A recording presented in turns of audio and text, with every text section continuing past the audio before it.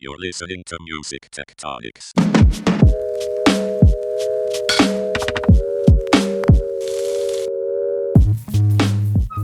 Hi there, this is Dmitri, host of this podcast and CEO and founder of Rock, Paper, Scissors.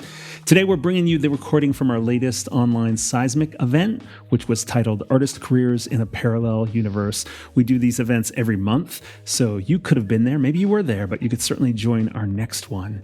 Anyway, this was a very interesting exploration into the livelihood of three working artists, Clara Venice, Vivek Agrawal, and the Phronetic.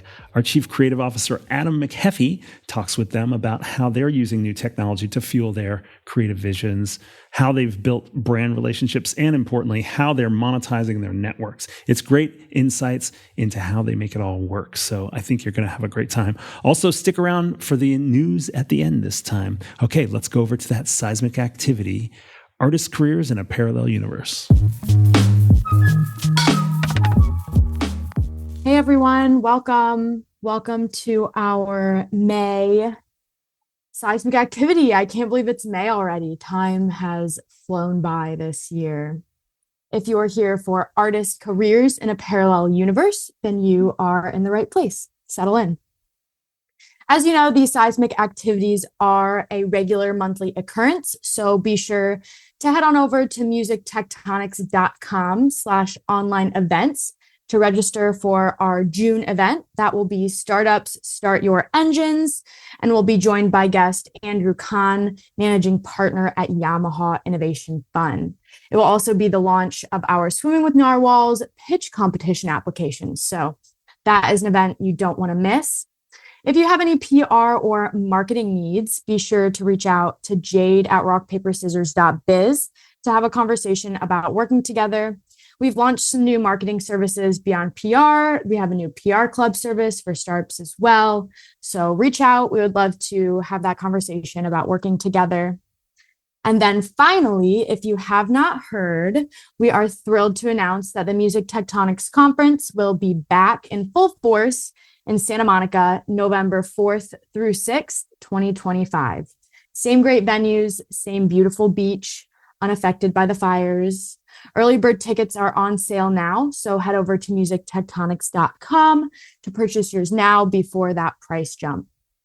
If you want to get involved in the conference, feel free to reach out to me, Shaylee at rockpaperscissors.biz. I would love to talk about speaking opportunities, partnership opportunities, and lots of other things. So now I would like to introduce the moderator of today's event, McHeffey. Adam is a creative strategist and marketing leader with a background in music tech, nonprofit, and consumer brands. He's led go-to-market strategy, messaging, and brand development for products that have raised over $4 million in crowdfunding, and now he's bringing that storytelling magic to RPS. He's a former touring musician, a published children's book author, and he is now our creative officer. So welcome to the stage, Adam. How are you doing today? Oh, I'm doing great. Thanks, Shaylee. I've been to many of these events. This is my first time hosting one, so please, everybody, go easy on me. It's news as well that I've joined the Rock, Paper, Scissors team full time, and I'm the new Chief Creative Officer, and I couldn't be more proud because I get to meet all of you and work with so many fantastic brands, some brands that are in the room right now. I saw Troy from Blipblocks join and lots of other friendly faces as well. But today's not about me. It is about our three amazing panelists. All of them are super serious musicians. All three of them have done the brand deals that everybody dreams about doing, and I'm so excited to learn from them. Starting with Clara Venice. Clara is an electronic musician, a producer, a theremin artist, and she creates entire worlds through sound. She was dubbed Canada's theremin prodigy. I saw on a TikTok, Clara, that you practice theremin every single morning. I saw that. I do. I didn't know people actually practiced it, but you really do. And she's pioneering an entirely new approach to electronic music that bridges technology with the human experience. We were just chatting about so many other things that you do as well. Sound baths for music therapy. You did a fashion show you performed at. So there's so much there. Thank you for being here, Clara. Thank you so much for having me. The Phronetic is a Colombian-born, Brooklyn-raised, multidisciplinary artist known for live beat making, finger drumming, vocal productions. He sings in English and Spanish. He's done work with Red Bull. He's done work with Vice Media, Adidas, Akai. He's earned praise from Swiss Beats and Tash Sultana. The list goes on and on. I've worked with him myself multiple times. The Phronetic, thank you for being here. Thanks for having me. And finally, Vivek Agrawal. You could call Vivek a mashup artist because he's famous on TikTok for reimagining Bollywood hits through an R&B lens, but really he's so much more than that. He's always leveraging music tech to showcase art and expand its reach. He created the Bose frames. He's worked with Slumdog Millionaire composer. He is introducing a whole new category of immersive experiences to his audience of over 350,000 followers. So Vivek, thank you so much for joining us today. Thank you for having me. Whenever I moderate these panels, nobody knows who should answer the first question. I'm gonna pick on each one of you, and then we'll get into an open forum. So my first question is for Clara. For those of you who don't know Clara, check out her YouTube and Instagram. It is a masterclass in branding. It is a masterclass in a cohesive look. And I think because of that, Clara, people know you like instantly. So my question for you is, when you create such a recognizable aesthetic and you work with brands, do they embrace that consistency, or do you have to shift your creative identity to meet their vision? And what's the balance in general? This is really the question for artists in the room. How do you balance like your personal expression and brand alignment as you're thinking about your career? I mean, I think that first and foremost, whatever I do and whichever brands I work with, I genuinely have to love them and the products they make and their values, because I think my connection with my audience is that, I want them to trust me and know that, I would never try to sell the, I'm not actually in this to be an advertiser. I am an artist first and foremost. So I'm so lucky that the brands that come to me actually come to me because they embrace what I'm doing and they can see that my audience is very diverse and they like my approach to making music. And so, I think I've been really lucky, and also just keeping that on the front burner, just to say, okay, like for example, when I got to work with Artifun with the Orba and the Corda, it's like, those are great instruments. They're so cool. And it's really fun to learn those and to get to know them. So I think that when you're authentic and when your aesthetic is a part of you and it's not a persona, then it's very easy to be consistent. I think that's fantastic. My next question, again, just to break the ice and just to get everybody talking early in the game. The Phronetic, you let people into your creative process. And I really feel like you were one of the first people to show just beat making on Instagram, which is obviously so big right now. You really were at the forefront of that. I'm curious to know, like, so much of what you do, if you go on your page right now, your 3 pinned reels are half in Spanish and half in English. And I think that that's really interesting and sets you apart. I'm curious to know, by letting people in, by talking about that, by having this bilingual content, and by speaking to multiple communities, how has that helped you build your audience? How has that opened up the door to different partnerships? And how has that served you over the years? Yeah, well, first of all, thank you. And thanks for having me. But kind of to go off a bit of what Clara said, for me, it's all about authenticity. And so, I grew up in New York and I was born in Colombia and I'm bilingual. And so for me, it was a natural thing for me to just be like, okay, I'm going to make music in Spanish and English. And it was something that I started to do a little bit more recently. And I think that itself has opened the doors because I'm able to relate to multiple audiences. I mean, of course, I can relate to an American audience because I live here in New York, but then obviously a Spanish speaking audience as well, because I'm Colombian and that's where I was born. And I think that authenticity is driving everything. I mean, people can tell if you're fake. People can tell if you're trying to put on a persona, if you're trying to do something that's inauthentic. And my MO, similar to what Clara said, once again, is that everything for me has to be authentic. So, yeah, I mean, if anything, I feel happy that I could reach a wider audience that, you know, I can relate to on multiple fronts, like an audience that I'm familiar with, audiences that look like me, audiences that are interested in what I'm interested in. And I think brands also want to achieve that as well. So, yeah, for me, it was just natural. And I think natural marketing and natural community engagement is the best way to go. Yeah, I love, so you, one thing led to another and it just felt organic all the way. Absolutely. I think that's Yeah. important. Vivek, question for you. So I mentioned a little bit about some of the product development stuff you do. I would love it if you expanded on that. But really my question is, you've gone from doing so many different things. Like you actually do have a role in technology, but then you're also just a great singer and a musician.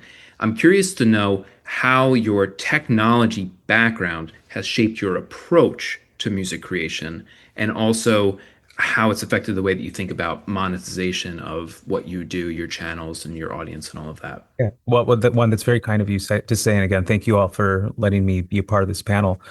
For me, I started out as someone who's both interested in technology. I studied math and computer science in undergrad at Stanford, and then I was also very interested in music. And so that's how I was struggling to live between those two worlds. I worked on music for Bollywood movies, but at the same time, I had a penchant for technology. And I was trying to figure out just very personally, how do I bring both of these interests together? And so my career started, with a little bit of music and then a lot of music technology. And the problems that I learned about were really, how do artists, they can create their art, but how can they showcase it? How can they build an audience for it? And then ultimately, how can they monetize it? And, that's frankly like any business, right? Whether that's a small business or a big business, you want to make something interesting. You want people to enjoy it and you want to get noticed for it. But ultimately, how does this turn from a hobby into a business or something sustainable? You have to earn revenue from it. And when I switched into becoming a full-time musician in 2020, a lot of what I learned is, one, how do I make the music that I want to make, but then introduce it to the people who care about it, right? And frankly, that was a very, very long struggle for me. We talk about the following now, but up until last year, while I was making a lot of music, I just didn't know how to get that audience. And I will admit that, frankly, that experience turned from nothing happening on any of my social accounts to going viral overnight. And it was literally, I think, on Valentine's Day in 2024, where I posted one video on TikTok of one of my English remakes of Bollywood songs, and then it took off. What I learned from that experience is that then, as an artist, it's not just about making music, but also about building a channel, right? And building an audience. And the audience wants, if they like what they've seen, then you want to figure out how to give them more of that, and then also give them other things that they're interested in. So where technology started to help me, even just on the content creation side, was just, hey, understanding that I'm posting my music to TikTok and Instagram directly to my fans. I'm seeing their response to it. I'm able to both see analytics data on how many people are viewing it, what's the watch time, where are they dropping off. I'm learning about what songs they like, what do they comment on, what do they want more of. And that helped me with turning what could have been just a moment in time into developing an audience around a bunch of music. So I think that's step one, and that's kind of how the analytical mind was able to take advantage of that traction. I still believe that there's not a science, there's an art to making something that resonates with people emotionally. And that's the beauty of music and any sort of creation. Where technology has helped, though, is that once I found the thing, how do I keep growing on that? Which is, I credit that for a lot of the momentum I have. And then on top of that, now that I have the momentum and I know the content that people really enjoy from me, one, how do I introduce that into ways that are monetizable? And so a lot of what I've been doing is building products that package this music in a way that people actually want to purchase. And then on top of that, shift towards other kinds of music that I like making that they might be interested in, just to, keep feeding it. All right, that's fantastic. And I think everybody in the audience is thinking, wow, like these three people, completely different facets of the same industry doing three very different things. So it's just To all three of you, thank you for spending an hour with us this afternoon. This is already a treasure trove of information. Let's just kind of get a lay of the land of the industry right now from the three of your perspective. My question is a general one. How do you feel the industry is shifting to favor independent artists right now? How is it a great time to be an independent artist? And on the other side, how do you feel it might be moving away or getting more challenging for you as independent creators? What's changed in the past couple of years? What's happening right now? I'll start. I think right now, so much is placed on the independent artist because of social media. Labels have been able to outsource all of their marketing back to the artist by themselves. And I think that is why there's so much pressure right now on us as independent artists in order to carry all that marketing, to do all the music ourselves, to do all the video, to do everything. I mean, of course, the labels always needed the music. The labels always needed the artist. The label always needed the brand, the people behind the brand. But now they need us more than ever because people are tuning into individual brands more than ever because of social media. I mean, if you even just scroll on social media or for example, TikTok, and you go on a viral video, you have so many household name brands commenting like funny things, like, trying to make jokes in the comments because everything is personalized now. I mean, I think like 7-Eleven, they're known for dropping like out of pocket comments on TikTok videos. So it's like everything is getting more personal, more personal, more personal, more personal. And I think that's an opportunity. And I think it's a challenge. I think it's a challenge because like I started off with, it leaves everything on us. Maybe not everything, but a lot on us. But it's an opportunity because it gives way for us to do things the way that we authentically want to do them. And I think social media has shown people even more kind of what I was talking about earlier is that authenticity is going to be key. You can't fake your way into anything. It's a double-edged sword. I mean, you can take it how you want to take it. If you want to say, oh, it's a big challenge, I got to do everything myself, then perhaps you won't wind up doing what you need to do to keep up. But if you're on the other side and saying, okay, this is an opportunity for me to really showcase who I am, then you're going to thrive. Hard agree. But it's interesting because let's say I zoom out a little bit. I see, being in the industry for such a long time, for me, I was always told by labels when I was a lot younger that I couldn't do things. Like, I've played the violin since I was 4. So I want to make pop music and I want to play the violin. They're like, no, you can't do that. So then it was like, oh, I discovered the theremin. That was like, that's insane. There's no way that you can play the theremin in pop music. And so the best thing to me about being an independent artist is that I can do it and then go on tour with like bare naked ladies with this, in a stadium with my theremin and my pop songs in Ableton. That, I learned how to create all of my tracks so that I could actually realize my vision. Like, that is an incredible thing. But I agree so much with Alejandro that the really challenging part is that all I want to do as an artist is make music, is be creative, is actually do the thing. And in order to really do it, you have to be shooting. Like, every time I do a show, I'm really thinking like, how am I documenting this? Who's going to edit this? Because it's all of that that's going to lead to the next opportunity. And it really is a lot of pressure. And at the same time, I think if we zoom out, another huge challenge now is that I think there is overall within society a lack of understanding of how music is made. And I think that is a challenge because it makes it so that people are unclear of the value of music. So, people expect music to just be there. And even the CEO of Spotify is like, oh, well, it's so great for artists now. It's so easy to make music. It's just, and I'm like, well, actually, it's really hard. It's emotional labor. It's manual labor. I have to educate myself. I have to learn how to produce a song. I have to know what snare drum to use. I have to like do all of this extra work, really, and which is great, and I'm not complaining about it. It's just that then I present a song and people are like, oh, the song just happened. And that's why when, like Alejandro, like the fact that you're showing people that process, and I'm trying to do that as well, is just show like, this is how you produce, and isn't it fun?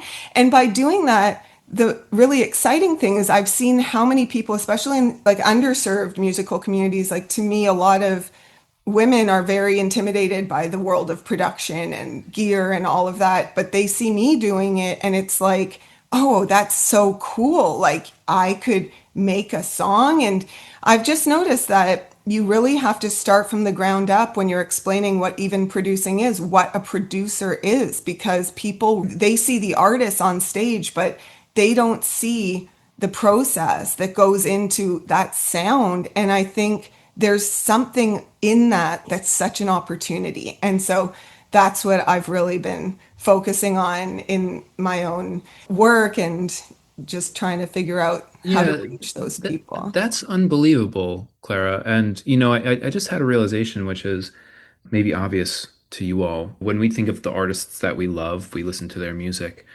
But the way that the three of you have really shown your process on social media in particular, how many countless people have you actually inspired to like pick up an instrument, get into music when you're previously intimidated by it? I know for a fact that the Phronetic has done that countless times because I've been on the marketing end of it and I've seen it work. And Clara, same with you. And Vivek, we're just early in our friendship, so we'll get there as well soon enough.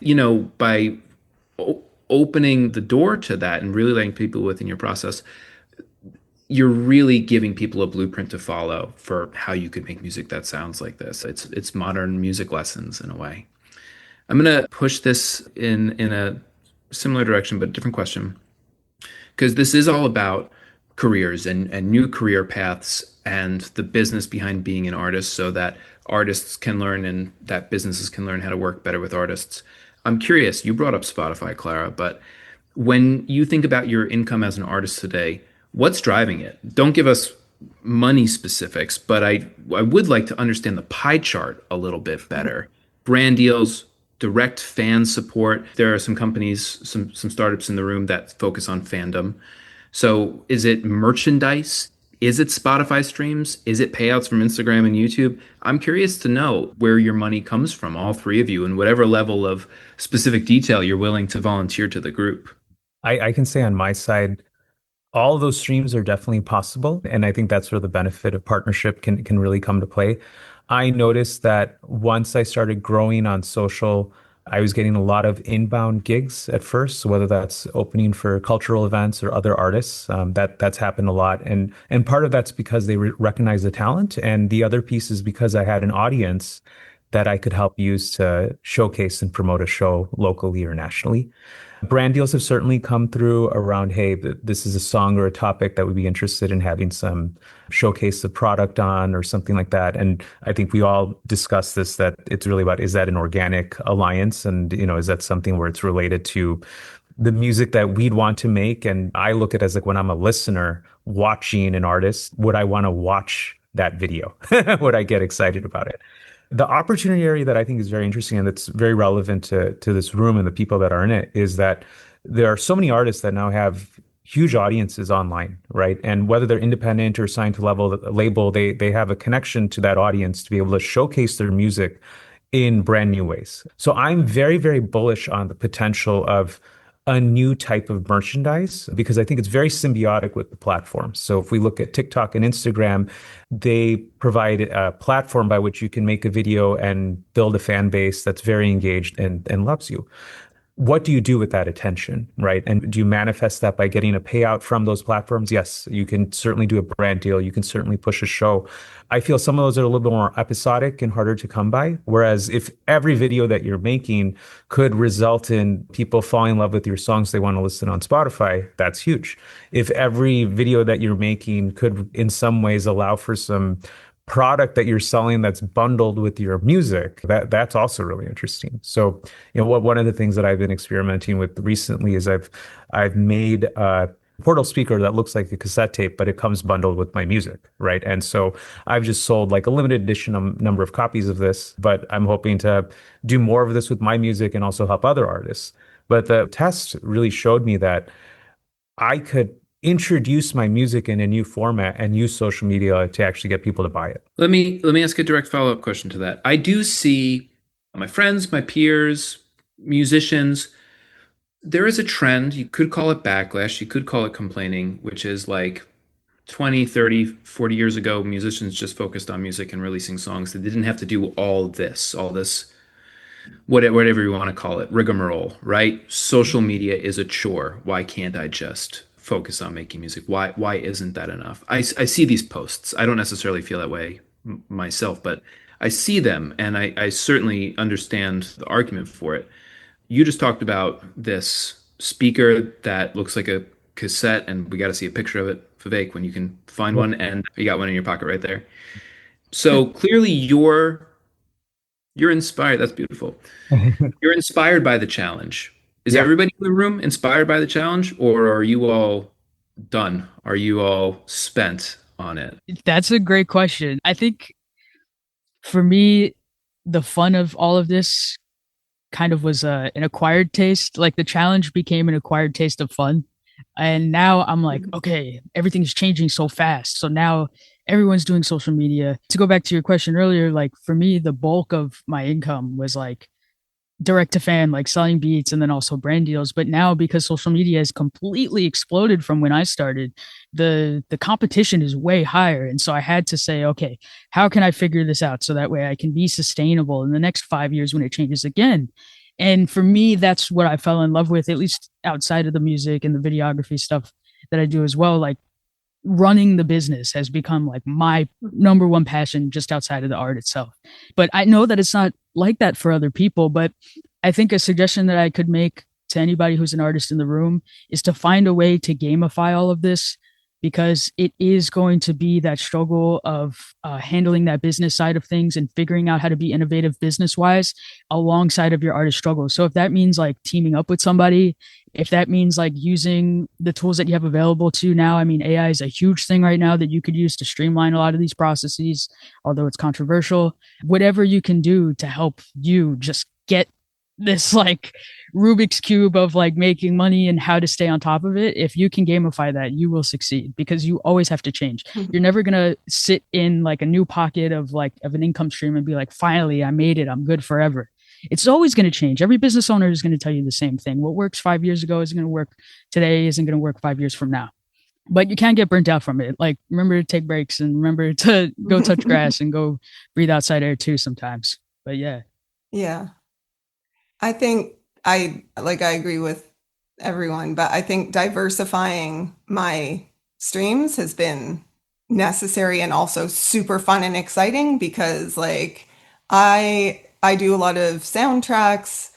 I end up like, people come to me to license my clips. Like they'll just be like, oh, I really like this thing that you did. So I do licensing and for ads and all sorts. Like I love live events. Live events to me are now people are doing it again. And I think there's so much opportunity to make those really immersive. And again, it's like the technology that exists now is just making these things so it literally, like, you can have an idea and then make it happen. So like I released an album as jewelry. I am releasing my next album as a platform using Notion and Substack, and I'm releasing it as a deck of cards. Like there's so many things you can do, and you can just, that is what keeps it really fresh and exciting. I'm doing a sample pack with blip blocks for, for the my tracks. Like there's just so many fun, cool things you can do that, yeah, it's hard and it's not going to be for everybody. And I definitely think there are some artists who are not just interested in that. But I think, if you really are that kind of person who's excited by the technology and more of a futurist and can see the use of something like AI and figure out how it can integrate into your practice, then the sky's the limit at this point. It's just the access is so exciting. What's something, it's a direct question to what you just said, Clara, but anybody feel free to answer. What's something you're doing today that would have been unthinkable 5 years ago in your music or in your career?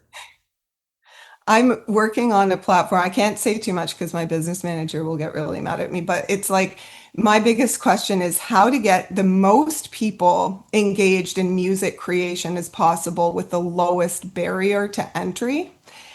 And now, because there are so many kind of more open source technologies, like Notion is just this amazing platform. It's so modular. It lets you do so many different things. And because so many people are now also embracing technology and the creative process, I think the opportunity for that kind of interaction is really new. And that's the thing that I can't imagine 5 years ago being like, oh, I want to create a virtual mixing board with all these sounds and being able to actually make that happen. Yeah, at the risk of sounding uninformed, I haven't heard of somebody using Notion to do anything like that. So Yeah. I'll have to do my homework on No, that. I don't think I've always loved doing different things with tools that, like, for example, with the theremin, it's like most people think the theremin's a sound effect. It's like actually the theremin is such a versatile instrument. It can be used in any genre. It's like very accessible to people. Anyone can play it, but you do have to practice a lot in order to get good at it. But I think it's like recontextualizing the technologies that are Yeah. available. That's why people can say, oh, it's all been done. And I'm like, but it hasn't been combined in this specific way because nobody's been here before. So, taking the technologies and modifying them for your purpose is something that I think, I is. think that's great. Here's a question that I think everybody in the room could benefit from hearing a take on. Everybody's interested in community building. Facebook ads stopped working 3 years ago, where we're all trying to navigate this new landscape of whether we're a B2B company or we're selling a product.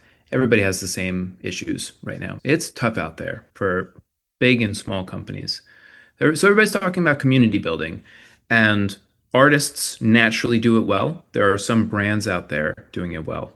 Let's get really specific. How do you all approach building community and fan engagement? I'm curious to know your general strategy. I'm also curious to know the tools that you're using. Is it on Discord? Is it on Patreon? Is it just still Instagram is leading the charge with all of this? Or should brands be paying more attention to other platforms here? You mentioned Substack, Claire. You mentioned Notion. I want to put the spotlight on you, if that's okay, and start with you with this question. Your community is ravenous for some of the mashups on TikTok, for instance. But where else are you finding ways of building community, or is it better to stay small? No wrong answers, but I'm just curious to know how you're all thinking about building community right now. I have been very, very impressed and surprised by what has happened on TikTok. For me, the level of engagement isn't just people watching videos or liking stuff. They're commenting. I respond to every single comment that comes through. And that touch point is something that is so rare for an artist to do that when the fan experiences it, they are just in shock. But I think at the end of the day, these are customers, right? These are listeners, these are fans. They're everyone, right? And we should respect them just like we would respect any other person who's, a potential lead for a business. So I benefit a lot from that engagement because then it's turned into DMs or emails that have sometimes led to gigs or supporting me in some way. So I think that that's like one big piece of how you can take advantage of where people are and then build that relationship so they become stronger fans. Now, in my case, what I try to do digitally is I do have some music on Spotify and other streaming platforms, but I've built out this virtual music world that I'm calling the Oasis, and it's kind of like a Burning Man metaverse where you can walk around, explore different songs, and you can obviously sell digital and physical product through there. So I'm posting snippets on TikTok and Instagram and engaging with people there. A lot of them want to hear full versions of my music, and then I move them to that site. And I will both have full versions that they can stream. And then if they want to hear a preview of something, want the full song, they can send me an email. That's the way that I'm like capturing that lead so that when I release the full song, I can just send it to them. I think we're all looking forward to hopping in the Oasis when it's ready. I'll send us an invite. Yeah, that's awesome. Yeah, I was just gonna say for me, a lot of that community building I brought offline, and I spent it was like 4, maybe 5 years of like specific focus on community building in person. putting on shows, helping to build the beat community in my local area, traveling to other countries and working with their beat communities and hip hop communities. And all of that work was absolutely invaluable. I mean, not to say that the work online doesn't matter, but it changed my life. I used to have to worry about like pumping out a video every single day so that I could remain relevant and stay in people's, top of mind. But the minute I started just like, hold on, let me focus on what matters, which is like the people that I'm hanging out with, like the people that I love the most and the people who are inspired by those people and those people and those people and those people. Because it's not just me. I'm not just like, an artist in a vacuum. We're all artists. We all have to work together. And I think that companies, whether big or small, could move in that direction too. I mean, whether it's just like having more genuine connections with people, whether it's like having more personalized relationships between people who are handling the marketing and people who they're trying to market to, you know what I mean? Like, yeah. For me, in person has been a game changer for sure. I predict, one of my marketing predictions is I predict a huge swing to IRL events. And maybe that's obvious. Obviously, we're starting from zero post-COVID. You saw it at NAMM, you saw it at CES. Attendance is going to skyrocket. And I think that the smaller events, the ones that brands put on themselves, all of that is going to take on a new life as we navigate the new landscape here. Just a guess. I'd like to open up the floor to Q&A. I'm sure that we have a great crowd here, 46 people in the room. I'm sure people are chomping at the bit to ask a few questions here. Eleanor, please kick us off. Yeah, I just want to ask, is there any brand deal you'd love to do? Anything that a brand hasn't asked you to do that you're just kind of waiting for? I'd love to work with ColourPop Cosmetics. I would love to work with Chani, the astrologer. I would love to work with some companies that are outside the space, but also, for example, like one thing that I love to do when I explain producing to people who aren't in the industry is I can compare it to like makeup, to doing your makeup. Well, when you're producing a song, you're layering these things. You've got your foundation, you got your base, you have your glitter, you've got your highlight, your contour. Like it's kind of one-to-one. So I'm like, to do a production workshop with a makeup brand, for example, would be so cool.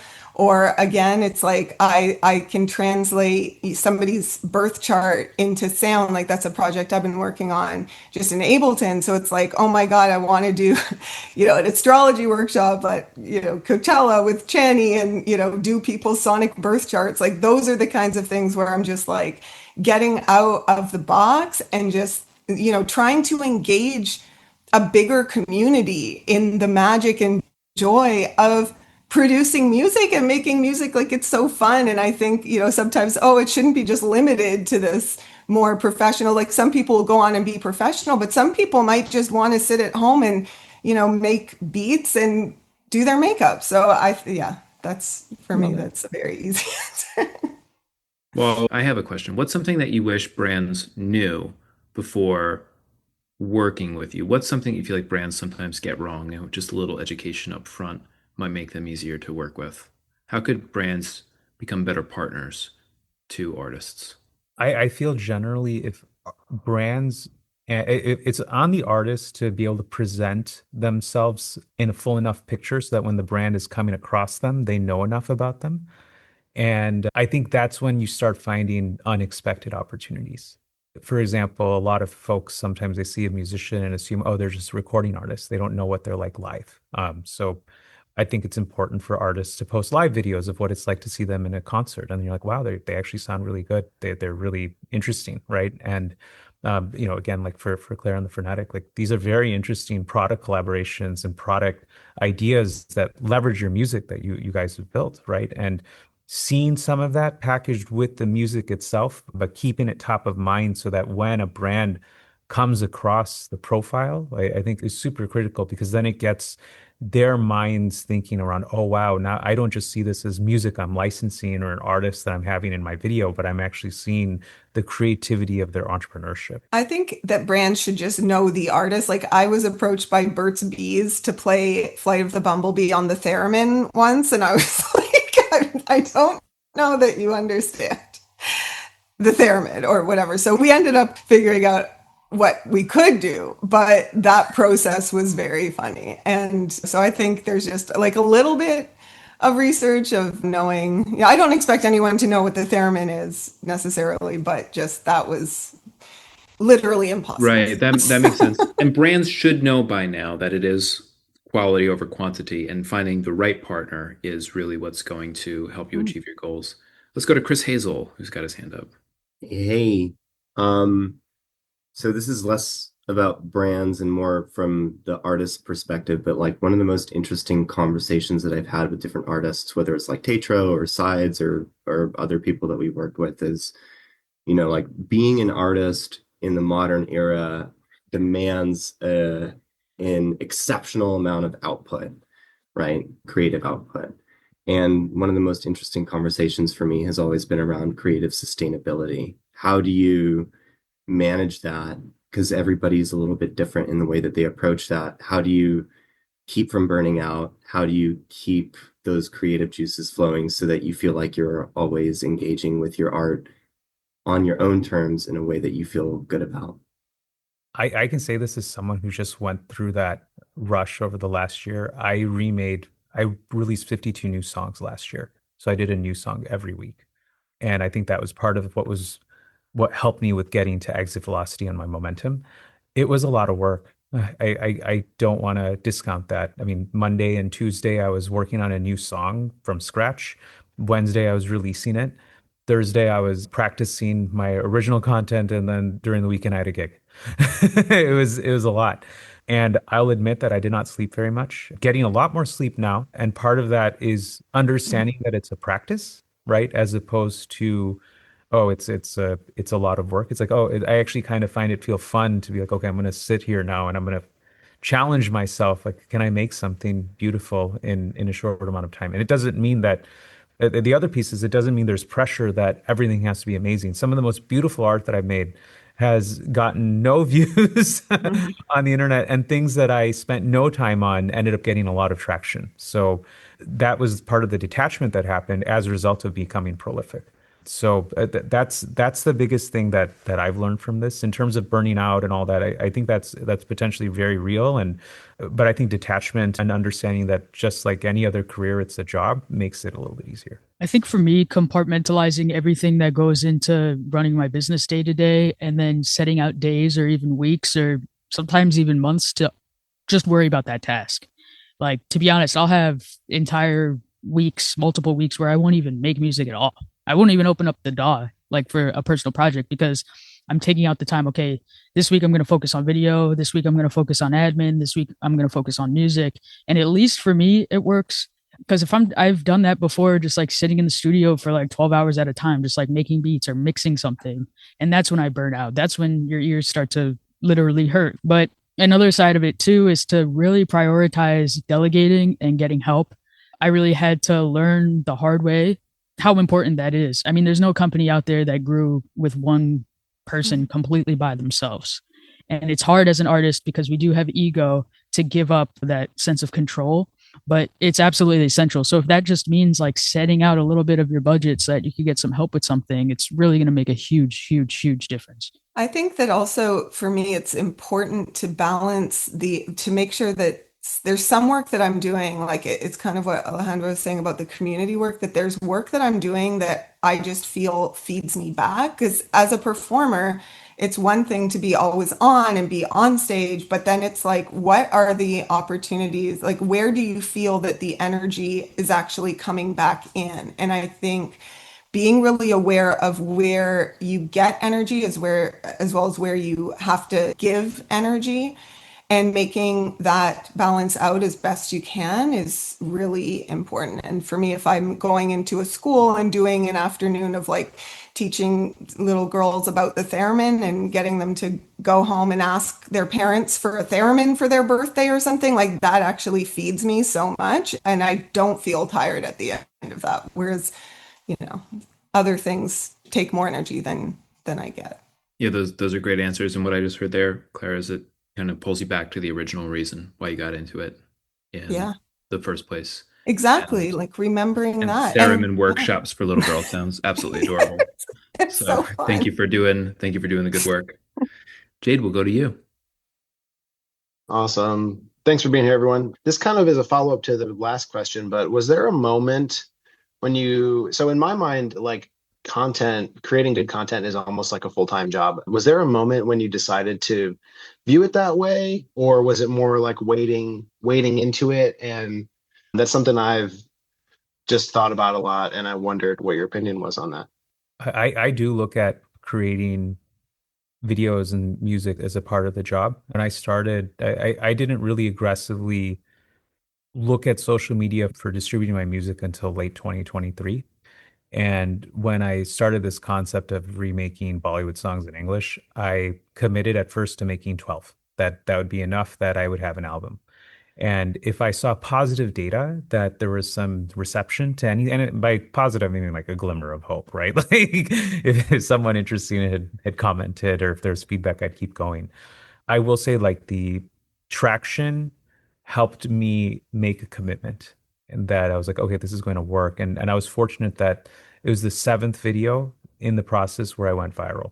So then in my head, I was like, well, this needs to be what I do. I remember I remade one song every day for a week until I hit like 100,000 followers. And then I committed to releasing new ones every week for the rest of the year, just because I thought it would be for myself, just a great commitment to that. Okay, I'm going to do this.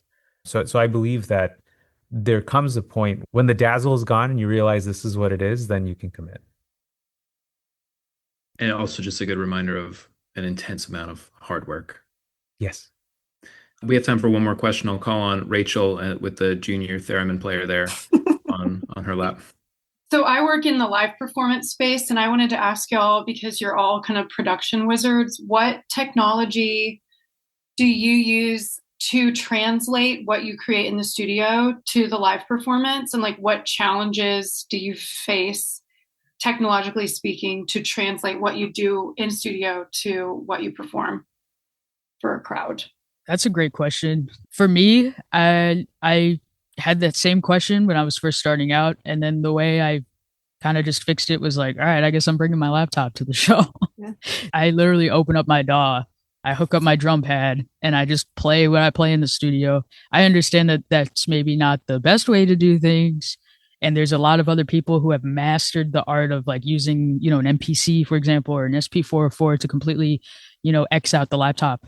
But for me, because I have like a lot of vocal effects and a lot of working parts behind the scenes, the laptop still has always been the way for me. And I think if you can really come up with a great workflow for it, there's nothing wrong with it. So for me, it was just, bring the laptop. I also brought the laptop, and then I use Ableton Live. I work in the studio, and then it translates to live. And then the issue that I had was people didn't understand that I was actually playing all the instruments in the tracks that they were hearing. So then I started collaborating with VJs and projecting different versions of myself playing all the different instruments. So I have like a virtual band, and so it's like a 5-girl, 1-girl band, I guess. And so that really, once I did that, it was like, okay, this is cool. This is actually a show. But I think it depends what kind of experience you want to create. And then just know that like there are plugins that integrate with Ableton now that produce beautiful visuals that are 100% synced to your music. Again, it's just figuring out what you want to achieve and then what is the best and easiest tool to get you there. And again, figure out someone to collaborate with if you don't want to take that on, and you can make your world happen. I think that I want to be really respectful of people's times. I so super appreciate people joining us today. Thank you to our 3 panelists, the Phronetic, Vivek, and Clara. Shaylee, why don't you give us your closing remarks here, and then we'll all be on our way. Well, let's give all of our panelists one more virtual round of applause. That was an exceptional panel, and we're super grateful to have had all of your insight. Just a reminder before everyone runs off to their next meeting or breakfast or maybe a mid-afternoon nap, be sure to register for our next online event, Startups Start Your Engines. You can go to musictectonics.com/online events to register for that. We'll be joined by Andrew Kahn, managing partner at Yamaha Innovation Fund. Thank you.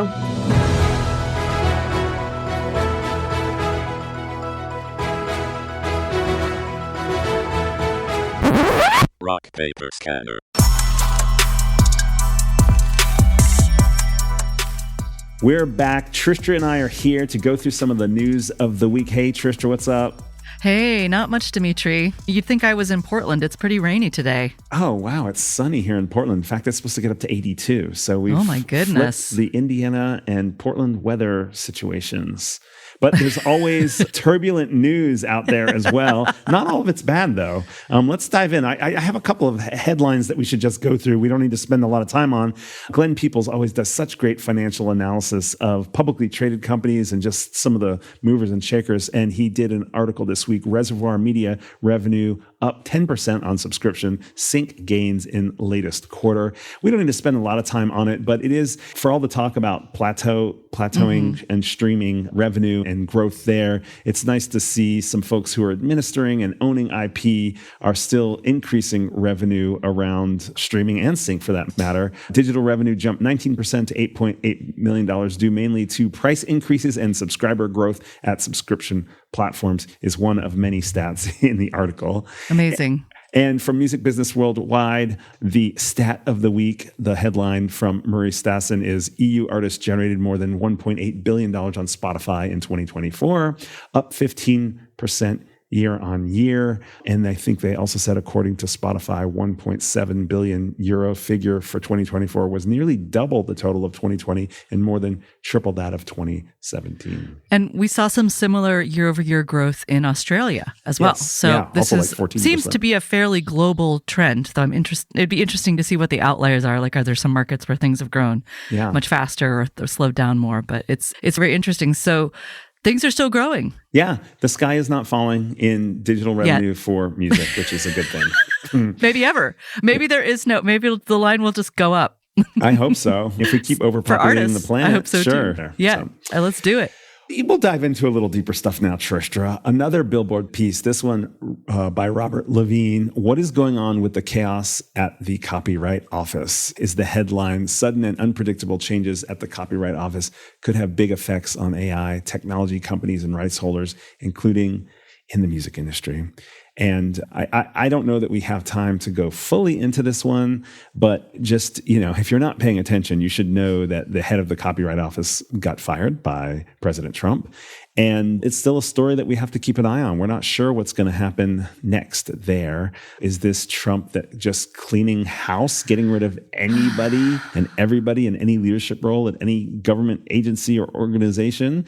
Or is this purely to help out the tech companies that want to have the most ease in terms of being able to train on AI, not having any limitations and so forth? Yeah, this is a story that it really depends on your political perspective, how you read the tea leaves here. But there is a little bit of tea leaf reading. And I'm always really skeptical of anyone who talks about a grand plan when it comes to certain U.S. politicians. But this is something to keep an eye on. So you're saying it might not be a policy shift. Who knows what's happening? It might just be a passing emotion. To me, policy shift implies a plan and some kind of idea of where we're going. And I think this is not something that most people in certain positions of power can grasp or have thought about very much. And honestly, if anything, Donald Trump has made most of the money that he's actually made from IP deals. So you'd think he'd have a real strong interest in things like trademarks, copyright, etc. And he's also loves, he's a very litigious person. So I think it's very difficult to read what this situation means. And Robert Levine points out that the current version of the Big Beautiful Bill could block enforcement of all current and future local and state laws on AI, including the Tennessee Elvis Act and the California AI Transparency Act, which requires big AI companies to identify what's been created by AI tools. The question is, combined with this kind of firing people at the Library of Congress and the Copyright Office, are they blocking any change from happening? That law in itself would be pretty devastating for anyone who's trying to protect IP before it gets ingested into AI systems. But we're going light on that one. We're going to go deeper on a couple more articles here. We reported in the Rock Paper Scanner from Business Insider. There's also an article from The Verge. Nick Clegg says, asking artists for use permission would kill the AI industry. Meta's former head of global affairs said asking for permission from rights owners to train models would basically kill the AI industry in this country overnight. And I think this really brings up the question of, so what should happen here with all this legal context, with all this kind of lobbying that's going on, with the quick development of these training models? What is the right way to approach this? If you say that asking artists for use permission would kill AI, what is the alternative here? It's saying copyright is no longer protected. We can do whatever we want. That's one option. Another option would be, is there some sort of compulsory license where you can you don't have to get permission, but you have to pay some government regulated rate? I'm sure Trump and the Republican world would love more regulations on business and tech in that sense. Or the other option is some sort of opt-out after the fact, right? Or I guess you could be opt-out beforehand. But if you say that we can't ask permission, that means we can use it, but you can let us know if you don't want to use it. That means as soon as you write the song, you're busy trying to sort out your splits with your co-writers and co-owners and things like that. At the same time that we're so good at keeping up with that type of metadata, we can add in another little piece of metadata that says, do not scrape for AI. And the interesting thing is, how is that message going to connect with the people who are actually compiling training data sets, right? Right now, those two pipes aren't really connected in the world of IP and tech. So how in the world would that happen? And who would pay attention to make sure it's actually happening? What kind of oversight would there be? Or is it just going to be like, we just trust you to use our property? It's like someone who rents a building and says, well, I trust you to pay the rent and maintain your space and all that kind of thing. Like, really?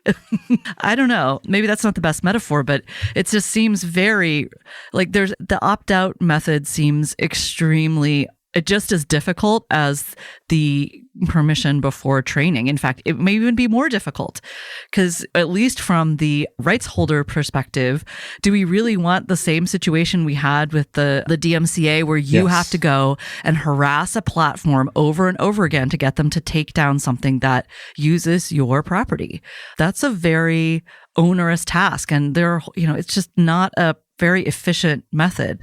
So wouldn't it be better to do it before all this happens? What if you find out that you're just an innocent AI company, you thought you got a data set that was all good, and then you find out that like half of the data is like sketchy? What do you do? Like, your whole model has been trained on that. That's what I was going to say. The difference between, say, uploading to YouTube and then being asked to take it down is, okay, the AI training data, or who knows, maybe there's some UGC component to training data where people can upload anything they want and say, oh, this is mine, you can train on this and I get access to the model somehow. How do you undo the training? You can't unread it. It's like, you can't unsee it. You can't unsee the crime. So I think that's exactly the point here, is it doesn't work that way. And it's a bit frustrating to see a former Facebook guy who was in charge of global affairs to basically be saying, our company doesn't work without this, so you have to make this available. Like, our technology, our IP only works when we can scrape everything, as those social media companies did with a lot of IP from the media world, the journalism world as well, which created if you look at what's happened with the ability for the press and journalism and that form of media struggling to monetize in a post-social media world, where basically these tech platforms put a monetization layer on top of this other IP. That's what's coming for music. That's exactly what can happen if this is basically fair use.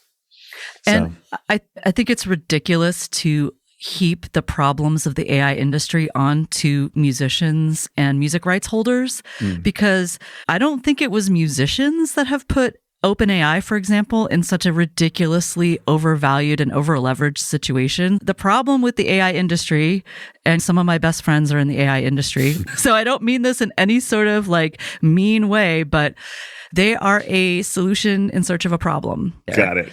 It's not the only crazy thing happening. And last week on the News Roundup, Eleanor and I talked a little bit about some of the fraud happening with the use of AI, but not because of AI so much. It was more just bad actors. But you found something on the podcast front that you pointed out to me from this Business Insider piece. Tell us what you were thinking there.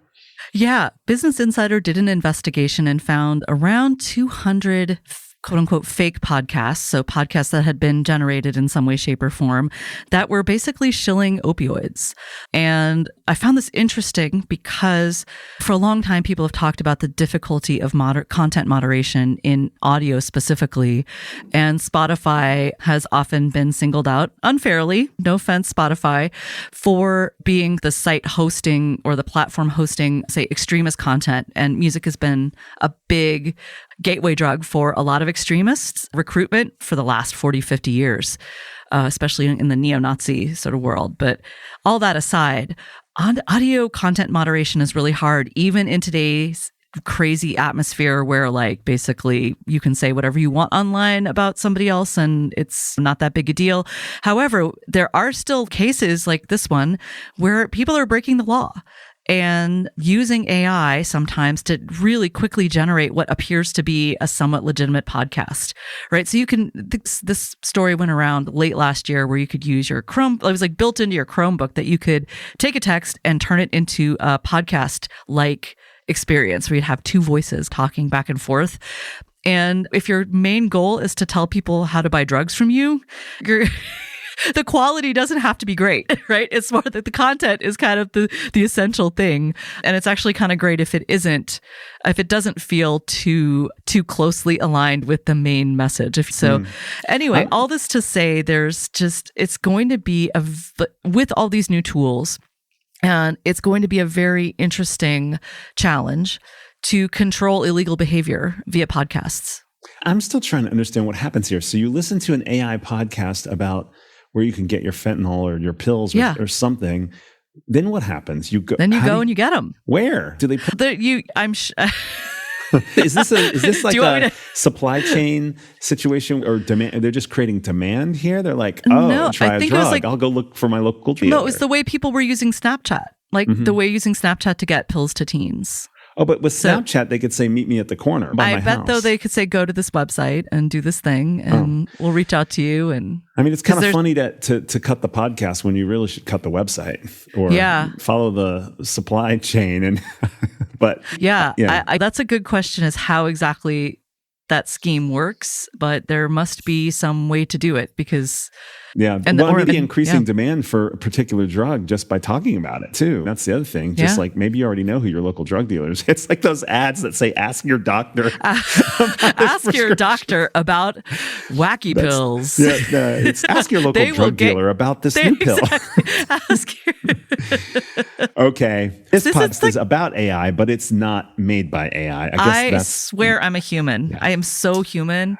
Sorry, everybody, for the slightly dystopian thing. Maybe, Dmitri, we can set a goal for ourselves. Like next week, we're going to have a really upbeat podcast. We started off by talking about some hopeful revenue numbers in the music industry. That's true. That's true. I mean, we just didn't have as much to say about it.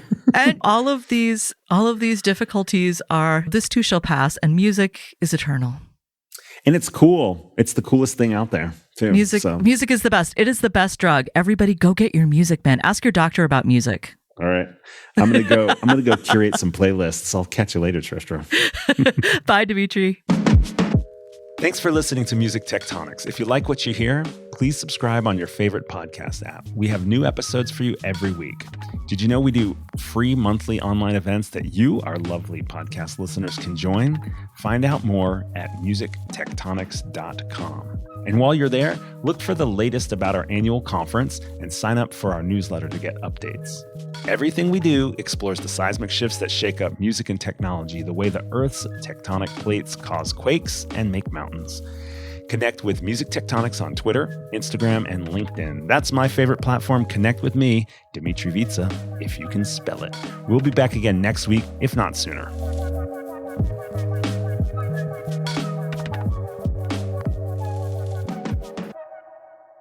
You're listening to Music Tectonics.